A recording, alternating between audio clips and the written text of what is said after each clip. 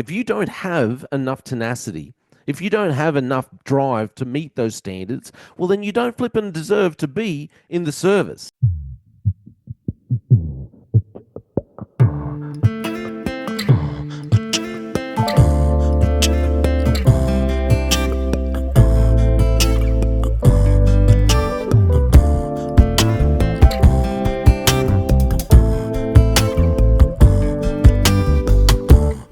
Straight ahead, got my head in the game with the red light on. I'm just waiting for the change. Keep my head down low, let the wind take hold. Hi, Jay Fallon. Thank you for listening to The Slippery Slope. So, wake up this morning. I get the courier mail on my email. I wake up this morning. You see this report come out about about the criticism of the Queensland Police. They finally finished this review into Queensland Police. I had to chuckle at the headline. The headline for the Courier Mail. I'll bring it up so you can all see. How's that for a headline? Male, pale, and stale.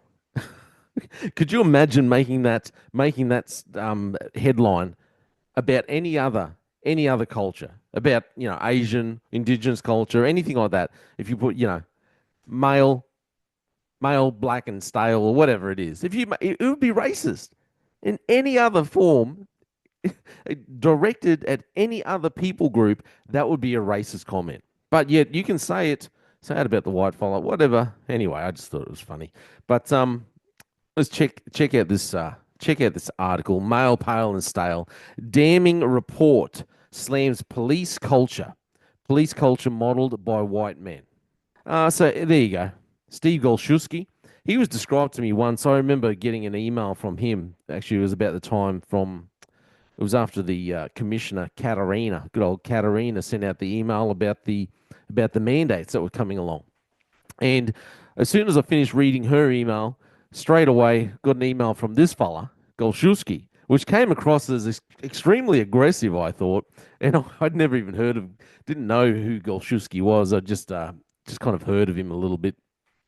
But someone else I was talking to later said, yeah, he's the bulldog that Katarina uses. So, she put out her email, which is semi-pleasant, whatever, and then he puts out an email just basically saying, freaking pull your heads in, you're all doing it. Anyway, so he was just a bulldog. He's a bulldog. Anyway, Queensland Police will review its culture after a damning report out today criticises it for only valuing traits modelled by white men. All you white fellas, it's your fault. The scathing review into police culture by the Queensland Human Rights Commission has found female police officers who earn promotions are accused of screwing the boss. Police who make complaints about colleagues are dogs, and male officers who ask to go part-time are laughed at for doing women's work. Now, first off, I've got to say, the Queensland Human Rights Commission, where the heck were you when police officers needed you about three years ago, when they brought in the mandates? I remember I got the letter saying, hey, this is what we're doing. You have to go and get a vaccine. You have to undergo a medical procedure, even though you don't want to.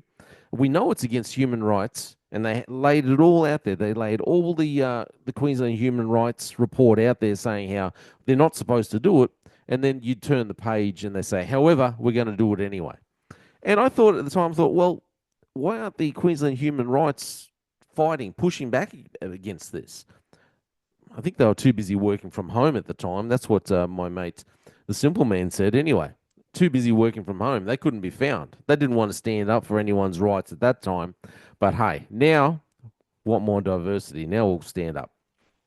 Anyway, the 16-month review also found widespread discrimination within the service was preventing the recruitment and retention of women, First Nations people, and those from culturally diverse backgrounds. Human Rights Commissioner Scott McDougall said, unfortunately, this is not a case of simply rooting out a few bad apples. The workplace culture and systems have allowed discrimination to thrive, and systemic discrimination needs systemic solutions. Police Commissioner Steve Golszewski vowed to deliver the necessary cultural change. Discriminatory behaviours, including sexism and racism, are unacceptable and must be addressed at all levels of our organisation. Okay, so the Commission today will release its 236-page report. 236-page report ordered off the back of the Commission of Inquiry into Queensland Police Service responses to domestic and family violence, which urges the service to modernise its culture rather than only valuing traits modelled by white men.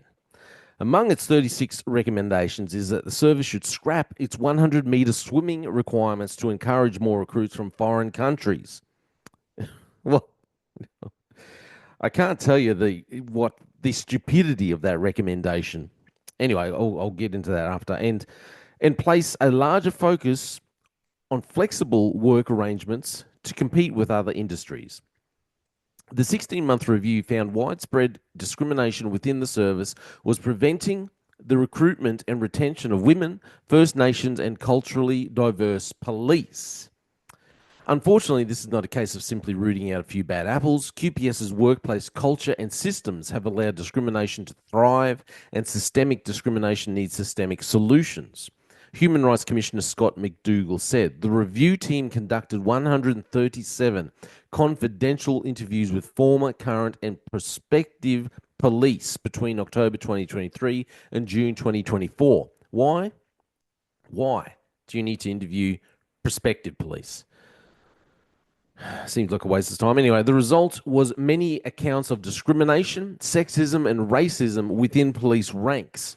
If a female was to get promoted, it's because she was screwing the boss. A male can get a promotion on his own merit. But if it's a female, it's because she was having sex with a male on the panel, or a male in a higher role helped to get that job, one participant told the review team. I can tell you, a lot of males look at women.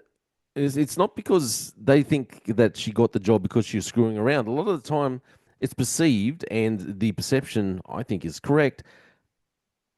There's quite a few females that got positions not because they were sleeping around, but simply because they're female. Because the service has decided they wanted more diversity in certain areas, so then they specifically recruit female recruits, or they specifically target female officers for those roles. And so males get left out. Males can't even apply, or may as well not apply because they specifically want females. So it's perceived that from males that they are being discriminated against purely because of their sex. Anyway, it says, I had a situation where we were in a very hostile environment and I tried to de-escalate a situation using my language to build rapport, another said. I was then accused back in the office as to why I needed to speak a language that wasn't English. It was obvious I was perceived as not on the police's side. I was on the side of the offender. I felt really isolated after this. It's a strange, very out of context piece of writing. Police Commissioner Steve Golszewski acknowledged the courage of those who had talked about their lived experiences while pledging his commitment to cultural change. I don't believe him for a second. Discriminatory behaviours, including sexism and racism, are unacceptable and must be addressed at all levels of our organisation, he said. It takes courage to contribute to such a process, and I want to honour that courage as we strive to create a more inclusive and fairer organisation. While some findings in the report are confronting, they present an opportunity to learn, reflect, and act. The report criticised the police culture of isolating and condemning those who make complaints about colleagues, as well as mandatory reporting obligations that lead to investigations when the victim did not want to come forward. I have a friend who claims she accidentally told someone at a higher rank about something, and it went through the complaint process, and she said everyone hated her in the workplace, one person said in their interview. It's hard to think how you accidentally tell someone of a higher rank. Anyway, that's a weird story. I'd love to see the context of some of these comments. Another said, you're just told to be quiet, and if you do make a complaint, you are 100% the person at fault because you're a dog and because you only made a complaint to get ahead. Again, out of context, some of these comments seem a bit bizarre. The report recommended the QPS review its mandatory reporting requirements. Another issue examined was the service's reluctance to allow flexible work arrangements, including permitting officers to work part time. The report said the police service would struggle to recruit and retain officers unless it found a way to adapt, despite its frontline requirements. Figures obtained by the reporting team found that as of January 31, 2024, 12.5% of all female officers and less than 1% of male officers had part time working arrangements. It's easier for me to apply for part time or flexible working arrangements as a woman than it is for him. They must be talking to a couple here. He suggested at one point to one of his bosses that he might ask for flexible working arrangements. My goodness, the commentary and the looks, that's women's work. What makes you think we would approve that? One interview participant said. Another said, I remember when I went in to negotiate a part-time work agreement, his words to me when he didn't like what I was asking for were that I had to decide between family and work. The report recommended the QPS normalise flexible work, but Mr. McDougall also questioned whether the police service should be focusing more on recruiting a diverse workplace than adhering to requirements like being able to swim 100 meters. Before I go on, read the rest of this, I just want to say this DEI, this push for DEI, diversity, equity, inclusion, DEI actually brings division. That's all it does. It causes division. It brings division. And this fellow talking about the 100-meter swim. I'll go on. The nature of policing has changed considerably in recent decades, he said. Police from diverse backgrounds bring unique skills and experiences to the job that QPS should value and recognize. So there's some truth in what he's saying, for sure. For example, police recruits are required to swim 100 meters before they can join QPS, despite rarely, if ever, needing to swim while on duty. It means the ability to swim is valued higher than other valuable skills like the ability to speak other languages or use emerging technologies that are increasingly critical to policing. Well, actually, I would disagree completely with what he's saying here, but I'll go back over that in a second. The report noted people born overseas might find the swim test more challenging than those born in Australia. It also said psychological testing for prospective police recruits may unfairly affect women because they were more likely to have sought help for medical health conditions, meaning they may not pass the test. I would just like to remind him that, it may unfairly affect women, but these women and men are also carrying around weapons. They're carrying around guns, tasers, OC spray cuffs, batons. So, we need to know, we need to be sure that they are psychologically fit, they are mentally fit. The last thing you need is someone who's, on living on the edge mentally. He goes on to say some psychological tests might not be culturally valid for First Nations people, the report said. I'm not sure how that works. Other recommendations include that the QPS review its diversity targets. Okay, the things there that I don't agree with. I don't agree with. Or I think it's dangerous. When he's talking about the 100-meter swim, I was talking to I'll call him my 2IC, the simple man. I was talking to him about all this, and he pointed out to me that before he joined the police, he mustn't be able to swim that well. So he went out of his way to get training and achieve the level so he would meet the requirements for the swim. I was also talking to a female officer a couple of years ago. She was expressing her disappointment in the fact that Queensland Police Service, had lowered its standards with some of the physical attributes that you had to achieve. She said she knew what the standards were. She'd failed at one point to meet the physical requirements. I think it was for chin-ups. They've changed it a number of times now, but I think you had to do a certain amount of chin-ups, or it might have just been the hang test, one of the other. She'd failed, so she went out. She trained hard. She made sure she could achieve the requirements. She came back and she did achieve it. Several months later, or several years later, I think she said they'd actually lowered the standard, and now you had people who didn't have to do the hang test. All they had to do was just, I think, literally just hang there, just be able to hold their body weight, and that was it.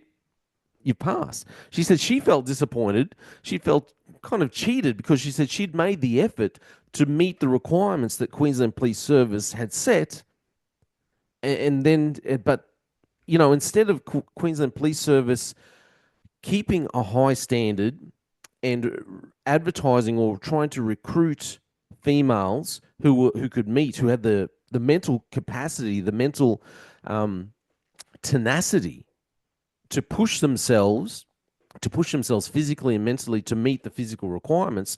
Instead of doing that, all they did was lower the standards.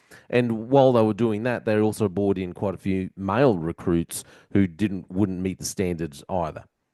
So my point with all this, male officer couldn't swim. So what's he do? He goes out, he trains, he knows that he makes sure that he can meet the requirement for the swim. Female officer who didn't meet the physical requirement. So what's she do? She goes out and trains. She knows this is the physical requirement.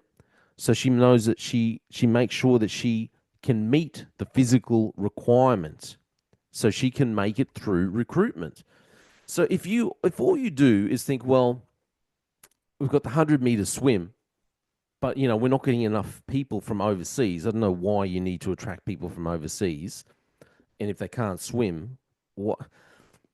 Instead of lowering the standards, you keep the standards. You make standards high, and if people really want to get in, if people really want to be a police officer, they will train. They will push themselves. You can see that they have the mental capacity, tenacity to push themselves further, to push themselves mentally, to push themselves physically. But if they don't have the drive to even meet the requirements, that you have to meet the physical requirement of being able to swim 100 meters. You know that you have to do a certain amount of push-ups, a certain amount of chin-ups. You know that you're going to have to do the dummy drag. You know you're going to have to do these things. You're going to have to be able to run. I can't remember how far you run. I think I did the 2.5K or something like that. You're going to have to run a certain amount of distance in a certain time frame. If you don't have the mental capacity to be able to push yourself to meet the requirements, well, you don't deserve to be in the police. It's seeing that you have, like I said, the mental capacity to be able to push yourself further, to be able to meet challenges that are set before you.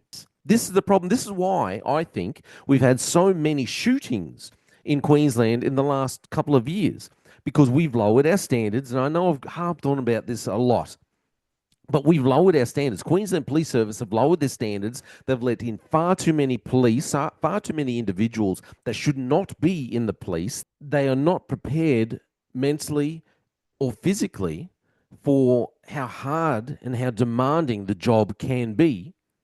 And if you have people who physically cannot face the demands of the job, what's the first thing they do? If they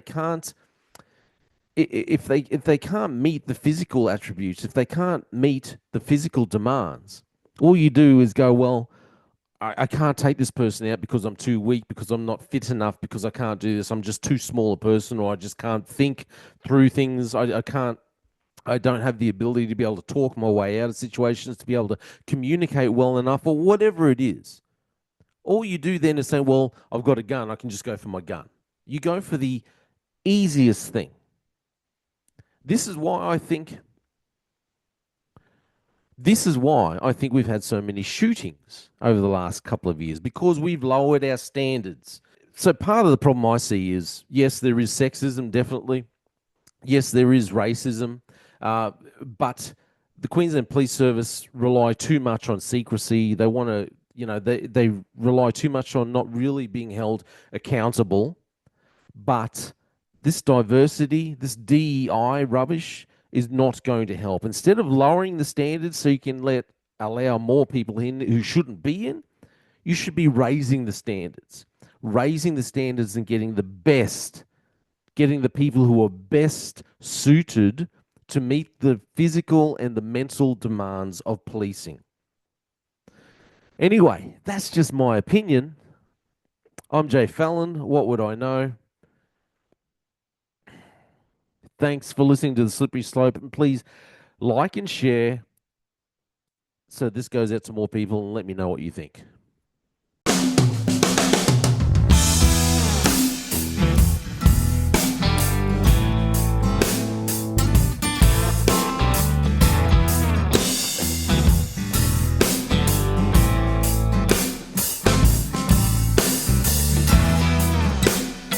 You've been on my mind.